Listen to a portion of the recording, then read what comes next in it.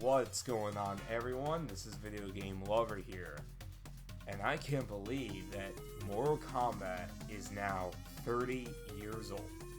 One of my favorite video game franchises of all time is now 30 years old.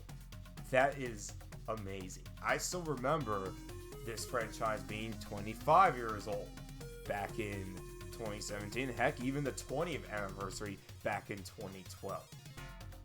This franchise means a lot to me.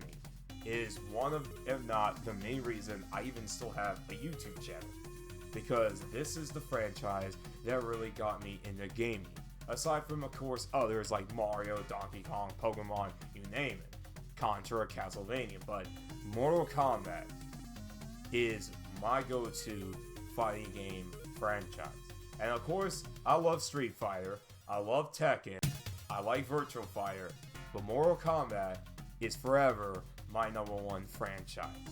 It's my number one favorite video game franchise. But what I want to do is talk about every entry of Mortal Kombat. I'm mainly going to talk about the main line titles. I'm not going to spend too much on spin-off titles, but I do have one which is Shaolin Monk, so we'll get to that later.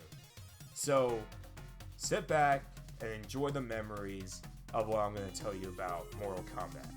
Let's begin with the very first entry, Mortal Kombat. The one that started it all, the game that caused so much controversy to the point that the US government was thinking about banning games altogether. They were worried that kids were going to become serial killers and they were about to ban Mortal Kombat. Thus, creation of the ESRB. Mortal Kombat was the game that created the ESRB. Now, looking back at this first entry, it's so tame, but back in 93 and back in 92, it was great. You know, Scorpion, Sub-Zero, Liu Kang, Sonya, Raiden, Johnny Cage, Kano, Goro, Shang Tsung were the characters introduced in this game. They became the most well-known roster in video game history next to Street Fighter 2. I mean, who could forget Sub-Zero's Spine Rip Fatality, Reptile, secret character, all the cool backgrounds, the wonderful music, the gameplay. Now, it's kind of basic, but back in 92, it was awesome. And I still think to this day, the first Mortal Kombat game is a classic. It's a great game. I will never forget playing the Genesis version. It just ran so fluidly, and it's my preferred version of playing Mortal Kombat 1. I'm not really the fan of the arcade version because of how cheap the AI is. That's why I prefer playing it on the Sega Genesis. I also have it on the Game Gear, the Super Nintendo, which wasn't good, and the Game Boy version, which was absolutely horrendous, and that's why I don't own it. So, after Mortal Kombat 1 was a major success, it was a no-brainer for them to make what I think is one of the greatest fighting game sequels ever made, Mortal Kombat 2. What is there to say that already hasn't been said? This game took what made the first game so well and made it amazing. More fatalities, beautiful backgrounds. One of my favorite Mortal Kombat game when it comes to stages. The Deadpool, the Tower, the Combat 2, Shao Kahn's Arena, the Living Forest, you name it. And of course, the new cast of characters. Not only is Reptile and Shang Tsung playable, you have Kitana, Melina, Jax, Baraka, and of course, Kung Lao. And then we have Kintaro and the legendary Shao Kahn. I mean, this game was just perfection. Absolute perfection. And to top it all off, the fatalities. Kung Lao's hat fatality where he slices you in half. Liu Kang's dragon fatality. How about Johnny Cage's torso fatality, which I thought was cool. Scorpion's torso rip, but he slashes your throat.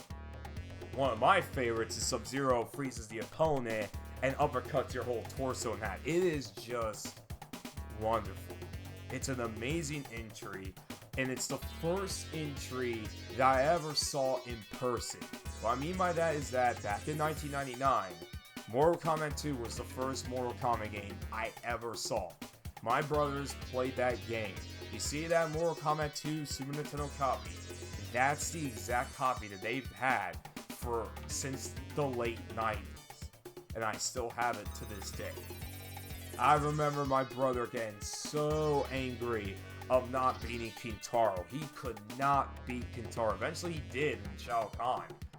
But, man, it was funny to see him rage. But Mortal Kombat 2 was absolutely legendary. And even to this day, the co-op is fantastic. I remember one of my cousins came to visit in 2013. Me, him, and my oldest brother, we played Mortal Kombat 2 for at least an hour. And even that year, we were still having a blast with the multiplayer. It's just a timeless classic. Like, it has aged like wine. It's truly one of the greatest fighting games of all time. So then, the bar was set high, and what we were introduced next was a polarizing entry at first. Mortal Kombat 3. This entry changed a lot of things. For one, you have a run button, and two, you have combos. And the reason for this was because, and the reason that Ed Boon got the inspiration was a lot of people were picking Katana, and he discovered that Katana had hidden combos that he had no idea. So he decided for this Mortal Kombat game to implement combos.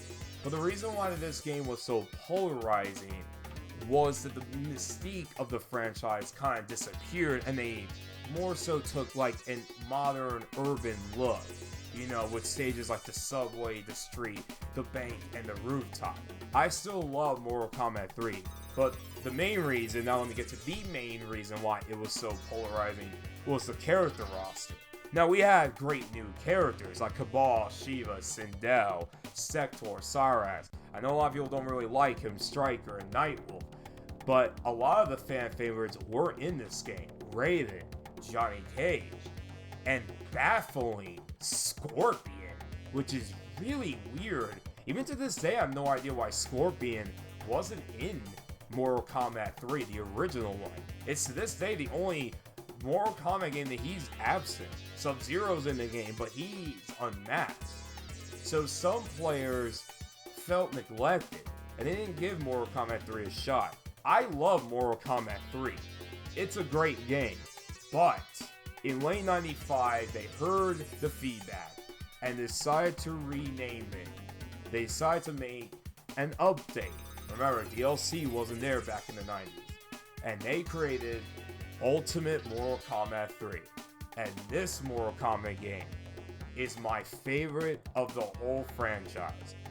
I actually think it's the best of the series. I know that's a bold take because people will say 2 and 9 is the best, but I just love Ultimate 3 so much.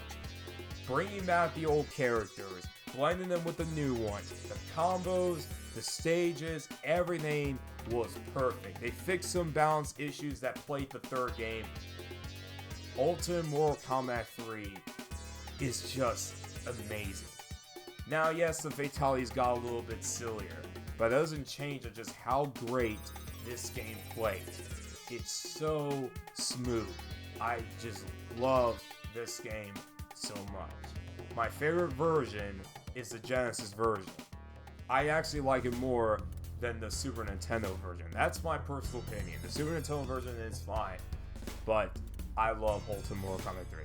Now, I forgot to include this game into my pick, Mortal Kombat Trilogy. Now, Trilogy is not really of a mainline title, it's more of an update of Ultimate Mortal Kombat 3. But what it did was brought every character back even more. Raiden, Baraka, Johnny Cage were in it, and of course the bosses were playable, which was awesome. And Mortal Kombat Trilogy is an amazing game multiplayer. Single player, however, is a mess. Reason because of how vicious the AI is. It's the AI of Ultimate Mortal Kombat 3, but made it even more vicious. It's pretty rough to play single player, unless you exploit it, but I still love Mortal Kombat Trilogy. So, after Ultimate Mortal Kombat 3, 3D gaming was taking off, so it was obvious that Mortal Kombat would jump 3D. And so, the first entry of the 3D era was Mortal Kombat 4. Now, I used to have it on the N64, but I no longer have it. I have Mortal Kombat Gold, as you can see, but it's a burned disc. Mortal Kombat 4 is seen by many to be one of the weakest entries of the series. I can see why. It was the first Mortal Kombat game to go 3D, and it was fine for what it was. The new characters weren't that good aside from Quan Chi and Tanya. Fujin was fine, but his moveset wasn't that good. And of course, who could not forget the cheesy endings and the voice acting? Boy, it was rough.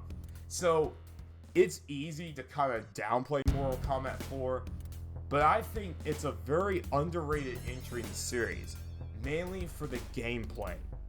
The gameplay is Mortal Kombat 3 on steroids. It's so chaotic, so fast-paced, and that's why I just love Mortal Kombat 4 so much. It just plays very well. The AI was fixed. It's no longer as cheap as it was, and that was an awesome thing. It's a great Mortal Kombat game, and Mortal Kombat Gold was even better because it added a couple of characters like Kung Lao, Mileena, Katana, and Baraka, Cyrax, and Sector, which was awesome. I love Mortal Kombat 4, but I can understand why people didn't like Mortal Kombat 4. Unfortunately, Mortal Kombat was getting overexposed, and after Mortal Kombat Annihilation was a disaster, a horrible sequel to the great Mortal Kombat live-action film, then you had a couple of other spin-offs like Sub-Zero Mythologies and Mortal Kombat Special Forces. For a short period of time, Mortal Kombat imploded. The popularity sank, and it kind of felt like a relic of the 90s. But in 2002, they revived the series with Mortal Kombat Deadly Alliance. Now, as years pass by, a lot of people don't really like Deadly Alliance as much as they did back in 2002. And I can understand why. Every character only had one fatality, which was very disappointing. And some of the fatalities were the worst of the franchise. Like Quan Chi's neck stretch fatality, Movado's weird fatality where he impales, he takes his whatever he has and then uses his cleats to go through the enemy. It's just dumb. But this series brought Mortal Kombat back to life, and that's something that people forgot about. If it wasn't for Deadly Alliance, who knows what would happen to this franchise. Deadly Alliance was hyped up because, while yes, it was a 3D Mortal Kombat game, it was drastically different than Mortal Kombat 4. It played way differently than Mortal Kombat 4. And I like Deadly Alliance. Some of the new characters were great. Natara is my main for this game. Frost, which according to John Vogel in an interview when they did the bio card for Frost, he stated that when they first introduced Frost, that she was a female Sub-Zero, there were a group of people that got extremely upset over it, that they did not want a female Sub-Zero. A little bit of foreshadowing to a certain community years later. But everything about Deadly Alliance played fine. The backgrounds are great, and the soundtrack is one of my favorites of the 3D era. Deadly Alliance was a good entry. However, Mortal Kombat Deception is, in my opinion, the best Mortal Kombat of the 2000s. It took what made Deadly Alliance great and made it way better. Every character had 2 fatalities. The introduction of death traps. The introduction of Harakiris where your opponent could commit suicide. Some of the new characters were fine, but the final boss, Onaga, is one of the best final bosses since Shao Kahn. Way better than Shinnok. Onaga is one of the greatest final bosses they've ever made in the franchise. He is so intimidating and so powerful and very hard to beat. And I'm amazed that they somehow squandered this guy in later entries. I mean, how do you do that? You have one of the best final bosses since Shao Kahn, and you somehow squander that? It just doesn't make any sense. But back to Deception. Not only do you have the arcade mode, you also had Conquest mode, which I forgot to mention that was in Deadly Alliance. But in Conquest mode in Deadly Alliance, it was just to learn characters' combos.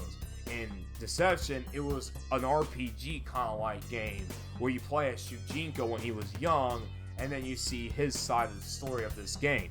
You have chess combat, you have puzzle combat, and the crit, which was also introduced in Deadly Alliance. I mean, Deception was just perfect.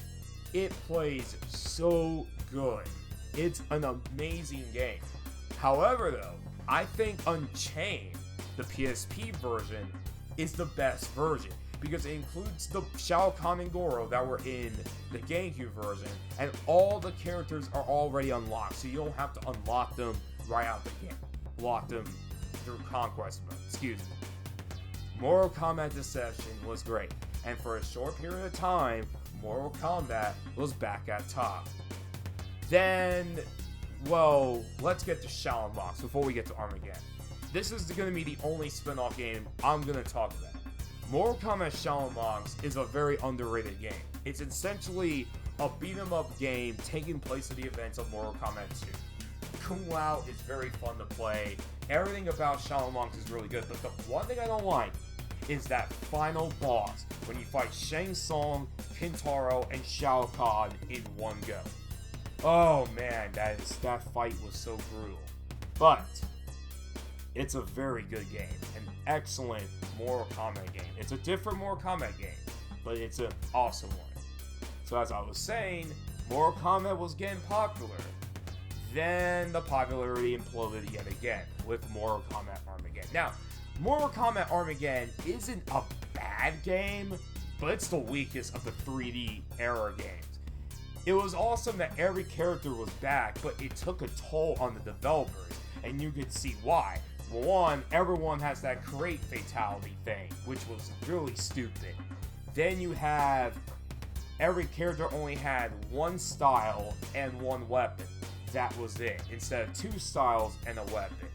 Blaze was a fine final boss, but he was nothing like Onaga. Now, one thing I will say is Armageddon has one of the greatest openings to any Mortal Kombat game. That opening cutscene was legendary. That's really the highlight. Conquest mode was pretty fun. It was basically a beat 'em up, which I really liked. Motor combat was pretty funny, and I thought that was pretty cool. So, Armageddon wasn't a bad game, but it definitely felt rushed. And it just wasn't really a very good Mortal Kombat game. It's okay, but it's definitely a weak entry. Then it gets worse. Mortal Kombat vs. DC in 2008. This will be the last Mortal Kombat game in the 3D era. Basically, it's Mortal Kombat characters versus DC characters. And what everyone got upset about was it was T for T. Because people didn't like the idea of ripping off Superman's head. So they had to tone down the violence, and we ended up getting some of the worst fatalities in franchise history. But there was one positive about Mortal Kombat vs. DC, is that it laid the foundation for Injustice Gods Among Us, because we saw how great those two games were. So in some ways, Mortal Kombat vs. DC started Injustice God Among Us. And I would say that's the one good thing about the game. It's one of the only entries I still have yet to play, and I don't know if I'm ever gonna play it. So, Mortal Kombat was once again on life support. It seemed that maybe it is just irrelevant. Maybe Mortal Kombat is gonna be irrelevant again. But then, a savior happened.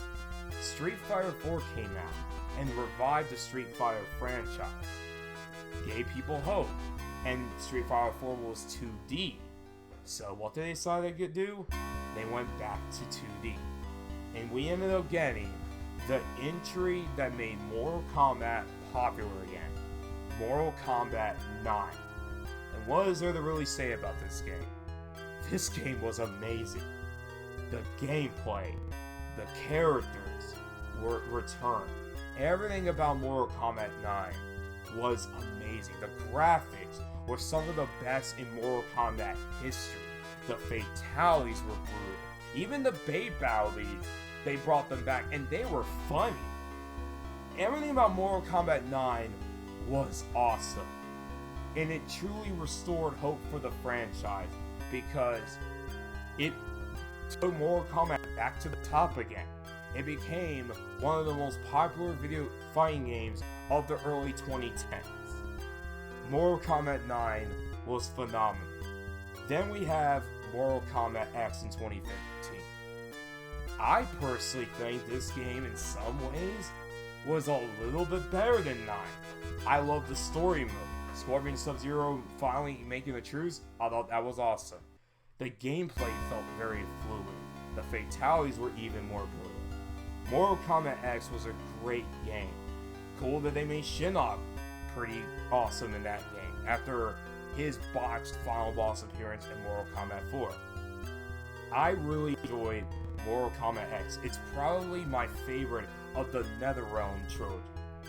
And last but not least, we have Mortal Kombat 11, and this is a very, very, very polarizing entry, mainly because of the story mode. The story was all over the place. Everyone hated the story mode of this game, and a lot of people felt like it definitely destroyed the story lore of Mortal Kombat. Now, to be fair though, let's be honest here. Mortal Kombat isn't known for having a great story. A lot of people said that, oh my god, the new Mortal Kombat games, they underdevelop the characters, they waste characters, wasted potential. Well, you have to understand one thing. Mortal Kombat has been doing that for many years. We can go all the way back to 1995, ladies and gentlemen. So, the story mode was bad, but the gameplay was excellent, and many consider the gameplay of Mortal Kombat 11 to be one of the best gameplays of the franchise in terms of gameplay. One of the best entries in terms of gameplay. I mean, I haven't played too much of 11, but it's a solid game. It's a great game. They did a lot right with this game, but they did a lot wrong. And that's why I'm hoping that Mortal Kombat 12 fixes it. I'm not sure what 12 is going to be about. It could end up being another reboot due to how poorly received the story was. We'll have to see how it goes.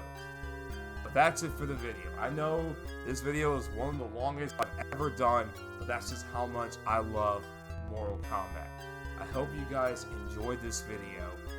Take it easy.